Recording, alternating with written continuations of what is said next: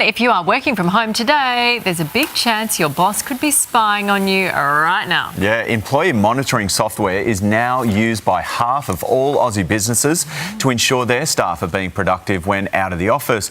But is it a breach of privacy? For more, we're joined by Natasha Hawker from Employee Matters. Great to have you with us. First off, how exactly does this software work? What's it monitoring? Fascinating, and it's evolving all the time. It can monitor your location, geographic location, what devices you're on, what software you're using, and how many keystrokes, and how productive you are. So it is evolving and it's getting better and better. Wow. Does the business have to tell you they're doing it? Yes, they do. And it should be in your contract. You should sign off in your contract that you are aware that you're being surveilled either by camera or on your equipment through AI.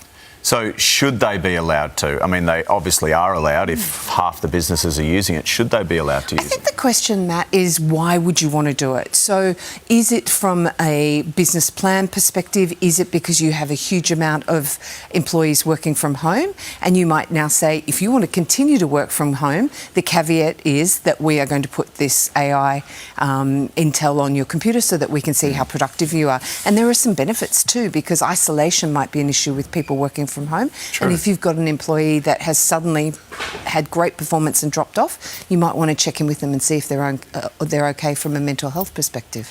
Yeah, that's interesting. Can the employee say, look, I feel terrible, this is a breach of my privacy, or I feel icky about this and I don't want this to happen? Do they have a right to do that? If they've signed their contract, they've waived that right.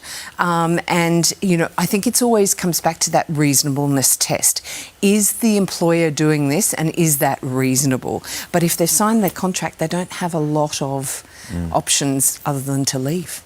Okay. Thanks for joining us. My pleasure.